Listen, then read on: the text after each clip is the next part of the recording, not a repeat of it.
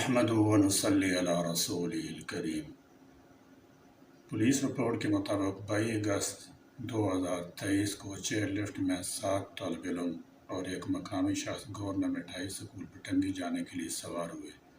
صبح 7:45 کے قریب چیئر لفٹ کا ایک کیبل ٹوٹ گیا۔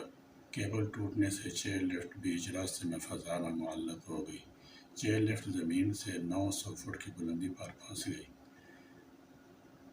علائی ضلع بڈگرام کی تحصیل ہے، جس کی آبادی ہزاروں افراد پر مشتمل ہے۔ یہ ایک دور افتادہ پہاڑی علاقہ ہے جو کہ قدرتی حسن سے مالا مال ہے، لیکن سہولیات زندگی خاص کر سڑکیں اور پل نہ ہونے کی بنا پر یہاں کے باشندے دو پہاڑوں کے درمیان اس طرح کی چیئر لفٹ کے ذریعے سفر کے ساتھ ساتھ اپنی ضروریات کی چیزیں سپلائی کرتے ہیں۔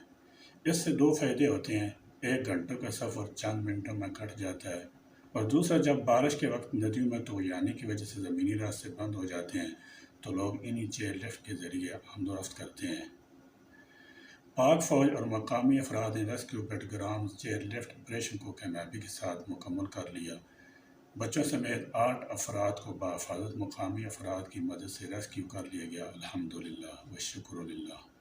اللہ پاک کا شکر ہے۔ 22 اگست کا سارا دن پوری قوم شدید اضطرابی کیفیت سے دوچار رہی۔ سب دعائیں مانگتے رہے۔ اللہ سبحانہ و تعالی نے دعائیں قبول فرمائیں اور ریسکیو آپریشن کامیابی سے ہمکنار ہوا۔ پوری پاکستانی قوم، افواج پاکستان، ریسکیو ٹیمیں، سول انتظامیہ کو سلام پیش کرتی ہے۔ اللہ سبحانہ و تعالی اس قسم کے صنعات سے پوری قوم کی حفاظت فرمائے۔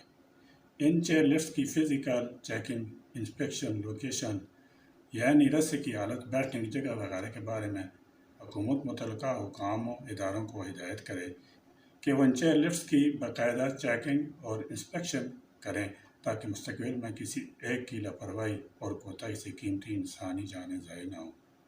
اللہم انی اعوذ بک من الہدم و اعوذ بک من التردی۔ اے اللہ، کسی مکان یا دیوار کے اپنے اوپر گرنے سے میں تیری پناہ مانگتا ہوں۔ میں اونچے مقام سے گر پڑنے سے تیری پناہ مانگتا ہوں۔ اللہ تعالیٰ جل شان سے دعا ہے کہ وہ اس مہم آپریشن میں کسی بھی طرح سے شرکت کرنے والے ہر مسلمان کو درجہ بدرجہ اپنی شان کے مطابق عالی شان جزائے خیر عطا فرمائے۔ آمین یا رب العالمین۔ وآخر دعوانا الحمدللہ رب العالمین۔